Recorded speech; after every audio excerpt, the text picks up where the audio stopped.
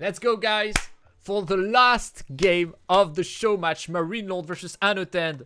I hope you saw the previous game, because this was the most amazing game I've never seen in my life. Right now, we have the last one. Who will win? MarineLord or Anotand?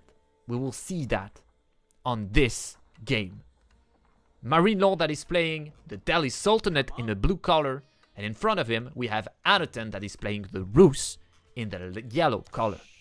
We are in a show match, a pretty cool show match, guys, because we have the new DLC that has come with 2 new civilizations, Lancasters and Templars, and we saw MarineLord and Anotand play those civilizations, and we saw how to play them, but also we see the new stuff. We see also the nerf of the Pro Scout. If it's that big so the players cannot really play yet, we'll see that no, the players still want to play with the Pro Scout, but this is not as strong as before. And now we are seeing the last game, Delhi versus Rus, and I think we are gonna see a little bit of Pro Scout from the Rus side. And we're gonna see if that works against a Delhi. Maybe a Delhi with his mobility can counter the Rus Pro Scout. It will be very interesting to see that. And the winner of this show match will go home with $150 in his pocket, and the loser will go, well, with nothing. This is how it works. With this is a winner takes all. And yeah, don't hesitate to go and watch HAG guys, because we create events on AOE 4. You can see everything in the description, and you can see also everything if you are on Twitch. !HAG, don't hesitate to go and watch. Our main channel is in French, but we also do some stuff in English. I say we because I'm part of this organization, and I'm very glad to share it to you in English and to show you what we can do on AOE 4. We can do a lot of events. We did some really good stuff, I think. Not to say, hey, I'm the best one, etc. We, as an organization, with all the people that works in here, and this is very cool, and we are looking forward to see to make more tournaments, to make more stuff, and we are very happy to share to you today this show match, MarineLord versus Anotand. The Golden Gate from Anotand, not a surprise, this is a very good building, and I love the fact that you can see here the bounty. 80 bounty. We have the 80 bounty of Anotand here. We have the 80 bounty. And yeah, this is very cool. This is the new stuff from the UI of the caster, and I'm so glad that they do this. I mean, before we had to switch between some different stuffs in order to see the bounty. We have also to, well, now everything is fixed, and I'm very happy. I'm very happy. Okay, and we have the Dome of the Faith for MarineLord. Very good building in order to have more technologies, more scholars. This is cool. I'm looking forward to see exactly if he goes for the Pro Scout or not. I think not, because you have the survival techniques right now. So if he goes on this... Why does he go on the survival techniques first? I don't understand. Is it a misclick? I don't get it. And will Anotand go for the Pro Scout? I think yeah, because he has like 5 villagers on gold. And you do not want to go on 5 villagers on gold directly like this, except if you're going for Pro Scout. So we will see exactly if MarineLord can do something about that. Yeah, we will do also Pro Scout from MarineLord. Very interesting. We'll do a first scholar. So the scholars have been nerfed on Delhi. 75 gold instead of 65 before. So before, basically, it was half the price, and today it's 75. So I think this is Delhi is a very strong civilization right now. I think this is one of the best civilization of the moment. And yeah, like they have the Pro Scout that is for free. They have a very good economy. because they have all the technologies for free. So this is very cool. And also, they can produce faster thanks to the scholars inside the building. They can go fast H3. They can go for a lot of stuff, and they have very good units like the Gazi Raiders and also the elephants, of course. I don't present the elephants. You know them. This is a very strong unit, very too strong unit even. And yeah, we have professional scouts. We have some knights also, very nicely played from Anotand. And as you can see, the pro scout is a little bit different than before.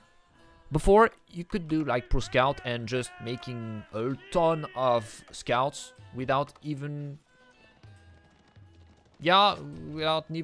noticing your opponent. You just took all the deers of the map and yeah, okay, I take all the deers and I go fast H3, etc. Now, if you want to pro scout, you have to produce some army in order to have the control of the map. And if you have the control of the map, then you can pro scout. But if you don't have the control of the map, you cannot, because the pro scout is later, and also because now the scouts moves so much slower with the pro scout. This is 55% slower instead of 40 before. So as you can see here, yeah, it is slow. It is very slow. So if you don't have the control of the map, what will happen is that your opponent will just kill all your scouts and avoid you from taking out the deers. And basically that's what MarineLord is trying to do by making a lot of Gazi Raiders in order to counter those knights.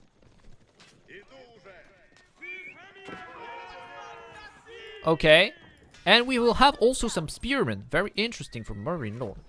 Where is professional scout is in 1.5 minutes, and we have MarineLord that is going on the map with those scholars in order to take all the sacred sites. And yeah, I really like the changes on the pro scout because it forces you to play a little bit on H2 instead of just pro scouting, making like 8 scouts, just going fast H3 after that, and your opponent cannot do anything without you taking taking all the deers. Now your opponent can counter you, because your scouts are very slow. And you cannot just mass like 8 scouts and just, yeah, take all the deers. You can only make like 3-4 of them and making army to protect them. Because if you do just like 7 scouts, your opponent will just destroy your scouts and you cannot pro scout. So this is very interesting. This is something that I think that is the best for the game. Because now pro scout is an option. It is not mandatory to do it, because you can counter the pro scout of your opponent if you want. And I think pro scout is very strong against a 2TC build, for example, because you have a good eco and you can push your opponent.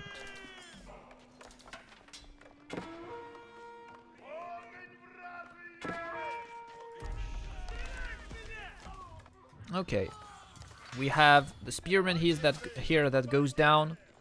The 4 knights here are used in order to do damage in the base of MarineLord, and MarineLord tries to attack his opponent on his side, but there are some spearmen, and the spearmen are very nice. But yeah, okay, this is a good fight for MarineLord. We have 1 sacred site, a second one that is being taken, the second one, the third one also. So they're very nice for MarineLord. A sacred site with the deli is not a normal sacred site. Yeah, with the deli you can take them like H2, first thing. And second thing, they do not produce 100 gold per minute. This is 125 gold per minute. So this is kind of a lot. And it allows you to have a very good economy. If you have like three sacred sites, you have the equivalent of 10 villagers approximately that are working. So you understand that this is like a lot of resources, and if you're playing against the Delhi, you have to counter that. And Anotand tries to do so and manages to do so. So this is very nice from him. But MarineLord had a little bit of gold thanks to those sacred sites anyway. Now we are making some archers. We will do also the pro scout, as you can see. We take the deers off the map. I didn't see exactly, but MarineLord managed to take all the deers, I think, of his side. Yeah, I think so. So he has like 5 scouts. I mean, this is a lot. Okay, he manages to defend this sacred site. This is very well played from him. But I think like with all those heavy cavalry, this is Jover. He has to concede his sacred site.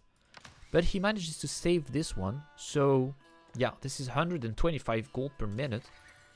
And now, Anotand is going for the H3. So, as you can see, he did pro scout.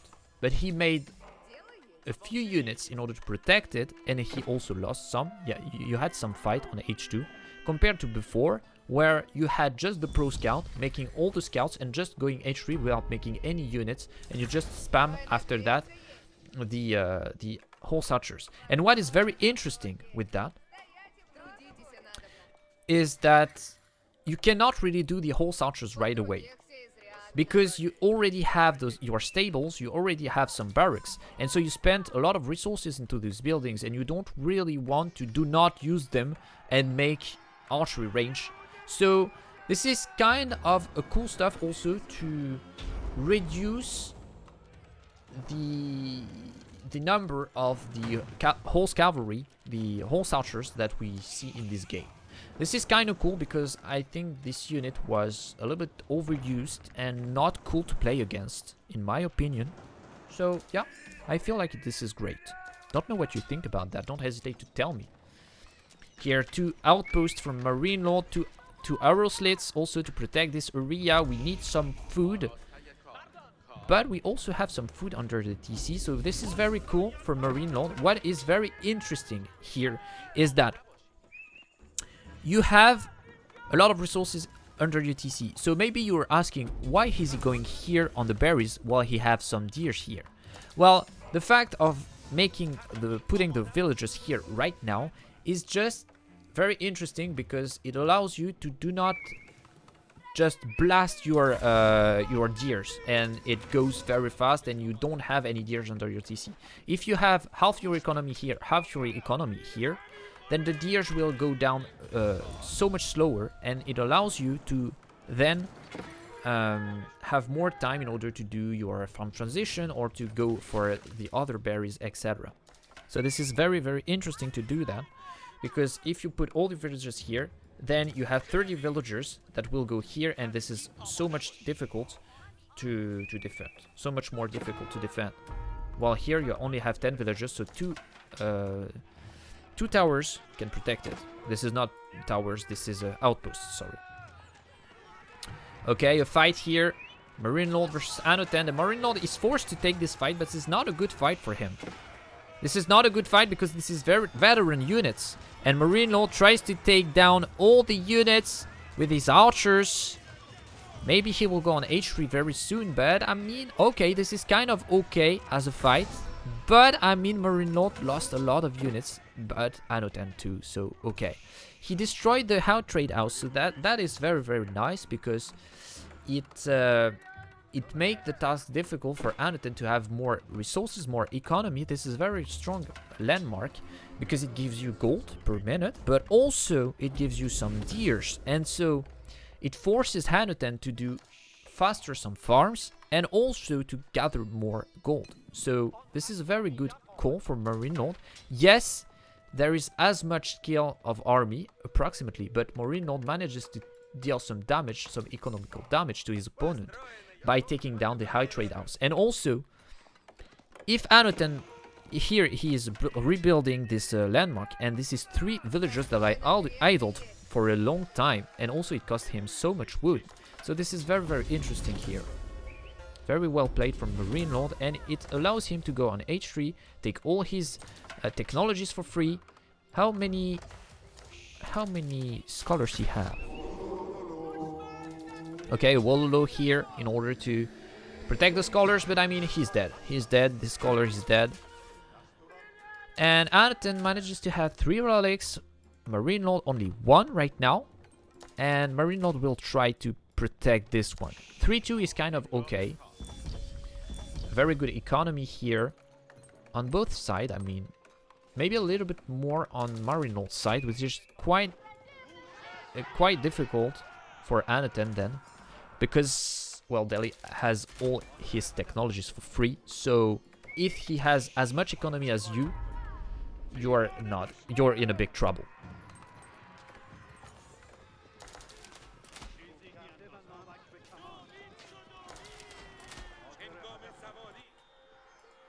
Okay, the relic is safe now. So 3 relics for Anotand and 2 for MarineLord. Now the high trade house is up again, so it will continue to produce some gears and also to produce some gold. So this is nice for Anotand, but it costs him a little bit of resources in order to repair it. And as you can see, MarineLord is ahead in score. This is kind of normal, because here MarineLord has more potential of building units, potential of making all his technologies for free, etc. So this is kind of cool. And yeah, he will go directly on H4, I think. Maybe this is his plan. I'm not sure about that. But he has so many food in his bank. Okay, he saw the boar here. Very interesting. So MarineLord will try to kill the villagers here, or at least force something as a sprinkler emplacement. So this is 175 resources, so this is kind of cool to force your opponent to do that, because yeah, it forces him to spend resources in order to defend his base. And this is kind of the same stuff that did Anotand here. For example, it forced MarineLord to do the arrow slits on those outposts. And yeah, if you force your opponent making stuff in order to defend himself, this is cool. This is already cool. Even if you don't kill villagers, even if you don't put idle on his villagers, this is quite nice, because this is something that costs 175 resources. So what it means is that those 175 resources will not be elsewhere. For example, on knights, on archers, or stuff like that. So it will be here, and it will not move. So this is kind of cool. And this is something that is very strong also with the Mongols, for example.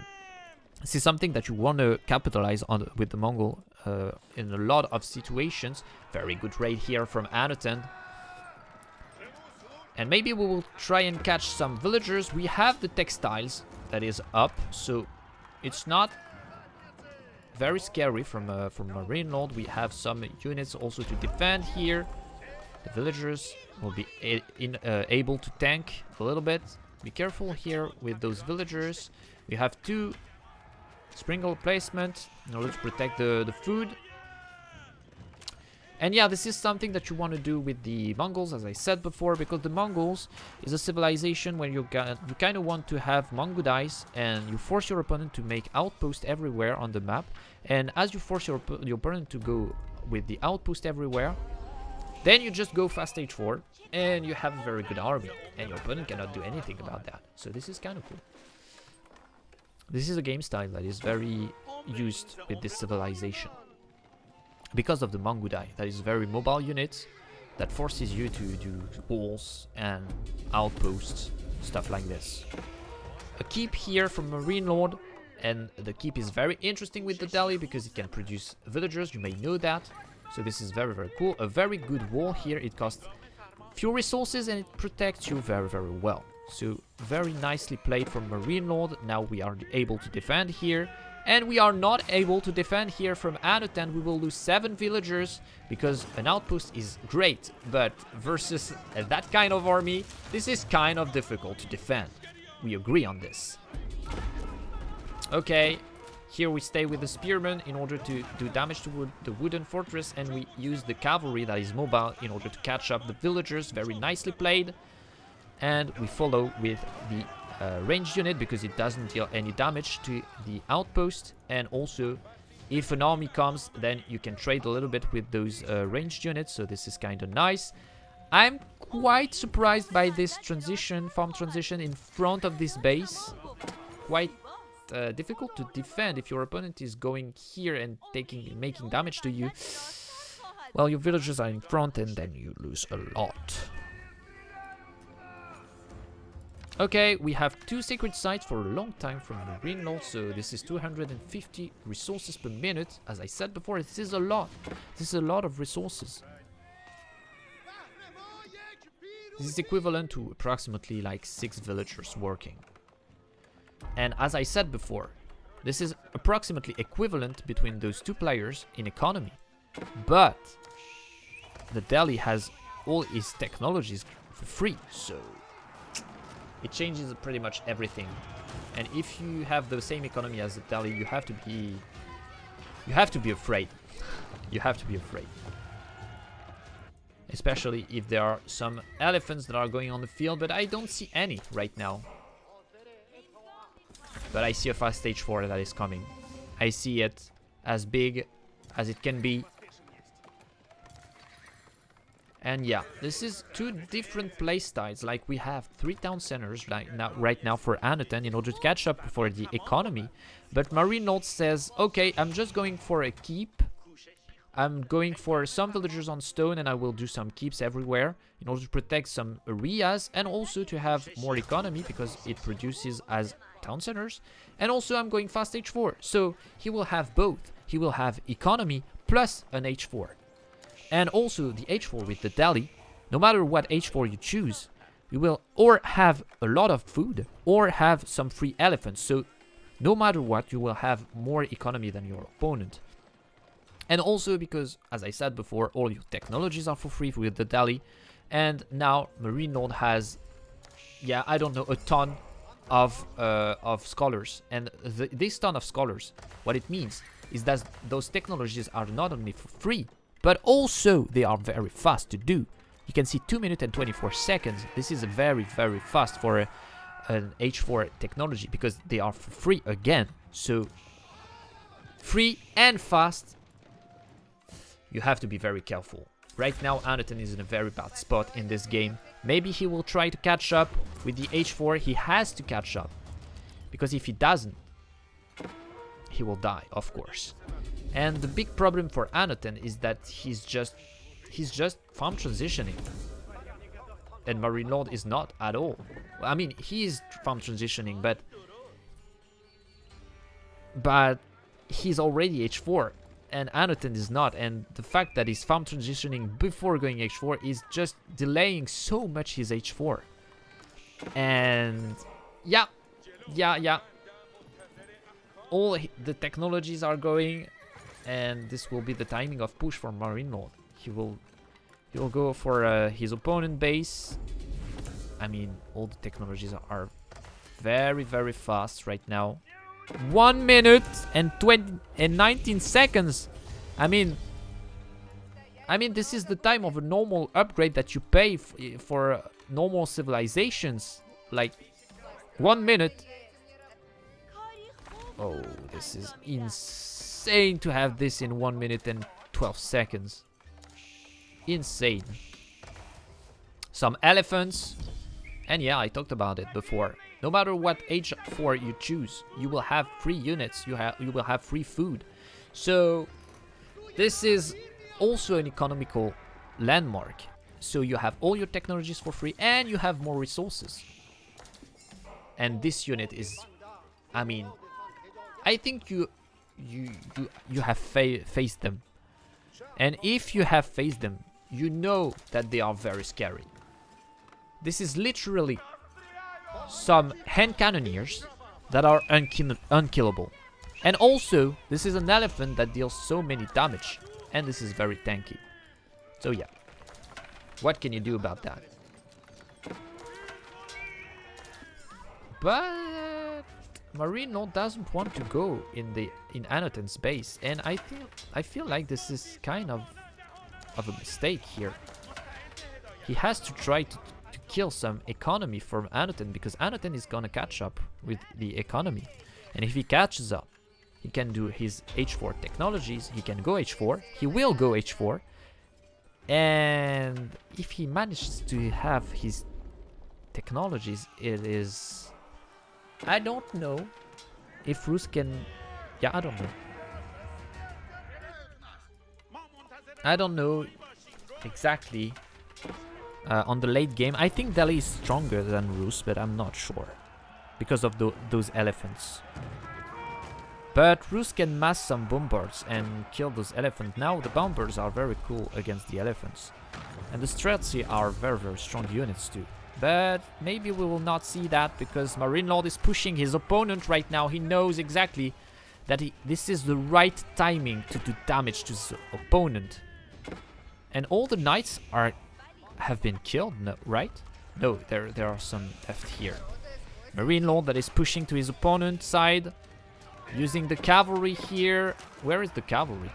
The cavalry is here, okay. Let's go for the fight. Crossbows, killing villagers. And this is a bad fight for MarineLord. Very bad fight. Anotand manages to defend it. But what happened here? It forced Anotand to do a lot of units and to do not go for the technologies that he needs in order to catch up for MarineLord's competitivity on the units. So this was not a catastrophe. I mean, MarineLord lost units, yes, but this is okay because he has the economy to reproduce more, even stronger, and it forced Anotand to make units and to do not have better army. See what I mean? This is very important sometimes to do this. A bombarding stuff, and the keeping stuff, but the bombard will win because the keep doesn't like bombards. Sultan's Tower elephants. There are 2 of them, and this is a very strong unit, as I said before. We are pop cap on each side, pretty much, and no, not on Anotand's side, sorry. And we have mainly archers in this army, and this is quite not that strong, especially if they are veteran. I mean, this is not a good unit. And so maybe you are saying, okay, he has 40 army. No, he has like shit army right now. Those archers are very, very, very bad in this situation. And those elephants are doing their elephant's job, killing everything, tanking everything. This is very, very strong unit. And now MarineLord, the production is insane. We have a lot of army coming, and MarineLord manages to win this show match. He was losing 3-1 versus Anotand, and now he wins 4-3 in this show match. Incredible performance from those 2 players. This was very, very cool. We saw a lot of different stuff for the new stuff that are coming on AOE 4. This is very, very cool. I'm so glad to have those games. This was very amazing, and we had some very, very, very good games. Very good stuff to also understand in order to better understand how the game works, sorry. And yeah, we have a very good, I think the game is kind of cool right now with the pros card that is nerfed. And also the new civilizations are cool. Maybe they lack a little bit of balancing. Like Lancasters are a little bit too strong on land maps. And also the Knights Templar are too strong on water. I think they are not strong enough on land. And yeah, maybe balancing a little bit, and this will be awesome because the 2 new civilizations, I don't know what you feel about that, but I think they are very cool. They are very unique. They are very cool to play. So very, very cool. And yeah, very nice show match. Thank you for watching. Don't hesitate to go and watch HAG as I talked about before, guys, because we are creating events on AOE 4, and this will be awesome. We will have tournaments, we will have show matches, we will have a lot of different stuff. And yeah, don't hesitate to go and watch it if you are interested in seeing amazing stuff on AOE 4. See you in the next one. Bye.